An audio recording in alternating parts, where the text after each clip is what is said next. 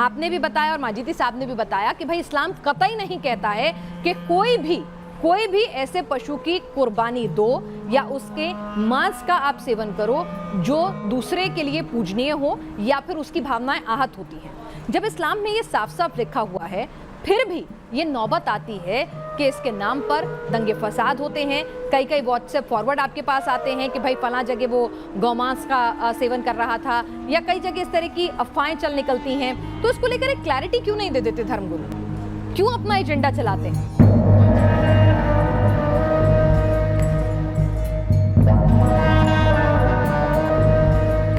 जितने जानवरों की कुर्बानी अलाउड की गई है उन्हीं की करना और जिनकी मना की गई है उनकी ना करना, क्या ये इस्लाम के खिलाफ है?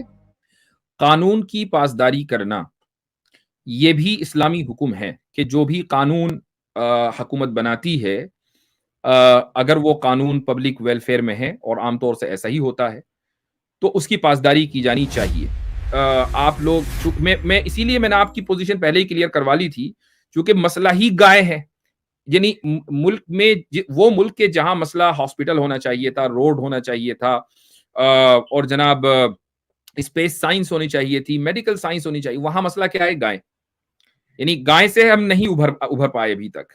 तो आपका भी नेक्स्ट क्वेश्चन यही है कि भाई फिर गाय को ज़िबा क्यों करते हैं? हुकूमत की तरफ से जिस जानवर के ऊपर पाबंदी है, तो हुकूमत के उस कानून की पासदारी करना चाहिए। और न सिर्फ ये, बल्कि दारुल देवबंद की तरफ से, मैं इस साल तो मैंने नहीं देखा, लेकिन उससे पहले सालों में और उससे पहले भी अपील बाकायदा जारी हुई है। हालांकि उस अपील को मैंने गैर जरूरी समझा है जाती एतबार से। उसकी वजह यह है कि मुसलमान इस तरह की कोई कुर्बानी करते नहीं है, इल्ला माशाल्लाह कोई कहीं कर ले तो बात अलग है, उसकी कोई जिम्मेदारी नहीं, वो हर सोसाइटी के अंदर लोग होते हैं।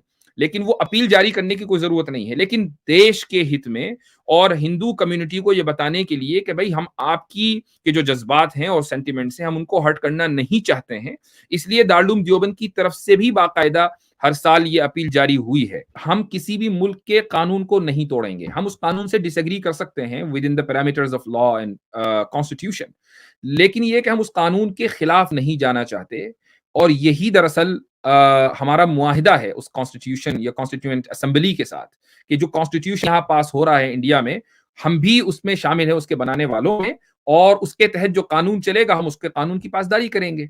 तो एक सिविलाइज सोसाइटी जब तक लॉ एंड ऑर्डर को मेंटेन करती है, तो जाहिर है कि दूसरों को उससे कोई मसला नहीं होना चाहिए। तो हमारे जो मैंने कई मरतबा आज ये बोल दिया है, और हम अपनी तकरीबन हर हिस्ट्री में जब इस तरह के मसाइल आते हैं तो मैं बोलता हूँ।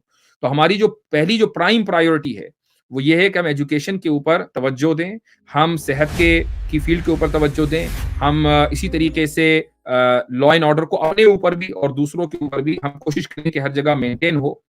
लेकिन हमारे रास्ते में जो रुकावट है वो इस तरह की फिर वो हरकतें जिनको मैंने आपके सामने पेश किया, और ये सिर्फ एक साइड, छोटा सा एक, समझ लीजिए कि टाइनी सा, एक बहुत बड़ी बॉडी में एक सेल है कि जो आज एक्सपोज हुआ है।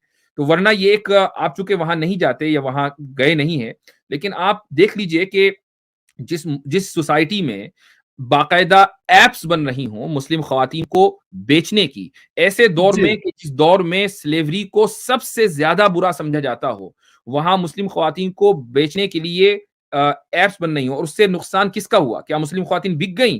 क्या उनकी इज्जतें लुट गई? कुछ नहीं हुआ। नुकसान किसका हुआ? मुल्क का हुआ, मुल्क की रेप्यूटेशन का हुआ, कि भाई आप ऐसे लोगों को कैसे अलाउ कर सकते हैं। पूरी इंटरनेशनल मीडिया को कवर किया, ये शर्म का मकाम है। तो ये दरअसल मुसलमानों को और गैर मुस्लिमों को, सबको, यानी चाहे नॉन मुस्लिम हो या मुस्लिम, सबको सोचना चाहिए। अगर हमारे बिलीफ्स के मुताबिक दूसरों के देवी देवताओं को हम बुरा भला नहीं कह सकते, तो जिसको वो अपनी देवता मानते हैं, उसकी इबादत करते हैं गाय, तो क्या उस पे छुरी चलानी चाहिए? इसको जरा रिपीट करें प्लीज, ताकि आज भी मैसेज मैं जाए कह चुका हूं मुसलमानों तक। आजाद साहब के सामने, कि आपने शायद वो ये तो बात सुनी नहीं या आपने मिस कर दी उसको। मैंने आज खुद बोला कि हर साल दारुल देवबंद का नाम आपने सुना होगा, बहुत। वहां से हर साल ये अपील बाकायदा अखबार में जारी होती। इस साल मैंने नहीं देखी है, लेकिन बहरहाल कई साल तक मैंने उसको देखा। और पर्सनली मैं ये भी मैंने कहा कि मैं उससे मुत्तफिक ये नहीं था कि इस अपील को जारी करने की कोई जरूरत नहीं, इससे ऐसा लगता है कि मुसलमान ये काम कर रहे हैं, जबकि मुसलमान ये काम नहीं कर रहे हैं। लेकिन इसके बावजूद भी अगर वो गैर मुस्लिमों से एक हार्मोनी बनाने के लिए वो अपील जारी करते हैं कि ताकि उनमें भी एक पॉजिटिव पैगाम जाए कि वो ये कहें कि भाई गाय को आप स्लॉटर न करें। तो मुझे बताइए कि क्या इससे ज्यादा कोई बड़ा कदम उठाया जा सकता है? बहुत अच्छे जी, मैं अप्रिशिएट करता हूँ। यहाँ हिस्ट्री ज़रा मुझे करेक्ट कर दें। एज़ फॉर आई नो कि बादशाह जहांगीर ने अपने दौर में गाय की कुर्बानी को ममनू करार दिया हुआ था। इज़ इट ये राइट? मेरे इल्म में नहीं है जनाब। अच्छा। जी। अच्छा, मतलब इस वक़्त जो इंडियन गवर्नमेंट है, उन्होंने गाय की कुर्बानी को, उसको ज़िबा करना, हलाक नॉर्थ करना, में, मतलब अगेंस्ट लॉ है। सिर्फ नॉर्थ में। साउथ के और नॉर्थ ईस्ट के स्टेट्स में गाय धड़ल्ले से काटी जाती है, खाई जाती है और वहां पर किसी को परेशान, भाई वो भी तो इंडिया में है ना। नॉर्थ ईस्ट के मसला यही है। देखिए, आपको आपको हैरत होगी कि मुसलमानों की तरफ से ये मुतालबा होता है कि आप गाय को नेशनल एनिमल डिक्लेयर कीजिए।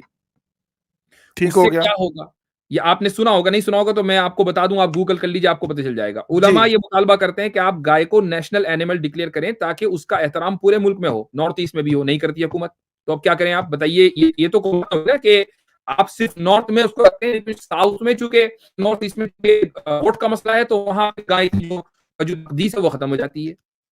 बड़ी ज़बरदस्त बात की आपने। That's it. मैं समझता हूँ कि बहुत अच्छा कंट्रीब्यूशन आया। जी हाँ, देखें कुरान करीम का वाज़ेह उसूल है। कुरान ने ये ऐलान कर दिया कि दूसरों के माबूदों को, यानी दूसरे जो उनके यहाँ इबादत की जाती है, उनको बुरा भला ना कहो। वो पलट कर तुम्हारे माबूद को ही नहीं, अल्लाह को बुरा भला कहेंगे तो तुम ही सबब बनोगे।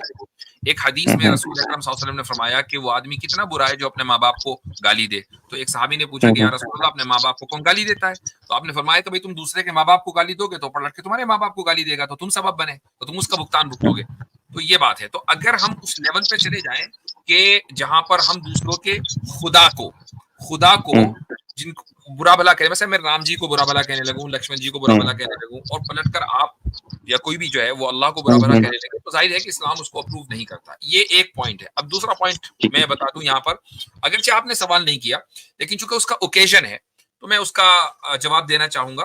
किसी के जहन में सवाल आ सकता है, मसलन हिंदुओं की आस्था और उनकी अकीदत गाय में है, ठीक है? तो गाय उनके नजदीक एक होली एनिमल है, एक मुकद्दस एनिमल है, एक मुकद्दस चीज है। अच्छा, मुसलमानों के नजदीक वो मुकद्दस नहीं, मुसलमान ही क्या, ईसाइयों के नजदीक नहीं है, यहूदियों के नजदीक नहीं है, और दुनिया के अक्सर लोगों के नजदीक वो मुकद्दस नहीं है, वो एक जानवर है। जब एक जानवर है तो उसको अगर बहुत से लोग खाते हैं, बहुत से लोग नहीं खाते। तो वीगन्स जो हैं वो उसको मुकद्दस समझकर नहीं छोड़ते हैं, बल्कि वो कोई भी गोश्त की चीज नहीं खाते, तो इसलिए गाय भी नहीं खाते। लेकिन दूसरों के नजदीक अगर मान ले मैं ये कहूं कि भाई मैं बीफ खा रहा हूं या मैं बीफ खाऊंगा, और हिंदू को ये कहने लगे कि भाई आपने ब्लास्फेमी कर दी, तो इसको ब्लास्फेमी नहीं कहा जाएगा, क्योंकि हम ये कह रहे हैं कि जो खुदा है वो तुम्हारे नजदीक भी और हमारे नजदीक भी वो है जो ना नजर आता है, ना वो मुझसे और आपसे बराह रास्त बात करता है, ना उसका कोई आकार है, ना उसका कोई शेप है, ना उसका कोई बॉडी है। गाय को हम खुदा मानकर उसको नहीं खा रहे हैं, गाय को हम एक जानवर मानकर उसको खाते हैं। अगर कोई गाय खाता है, ठीक है, दुनिया के बहुत से मुल्कों में, इंडिया में बहुत से इलाकों में नहीं खाई जाती, और इलाकों में खाई जाती है, तो उसको ये नहीं कहा जाएगा कि यार ये ब्लास्फेमी हो गई है। तो इस फर्क को समझना जरूरी है। ठीक है।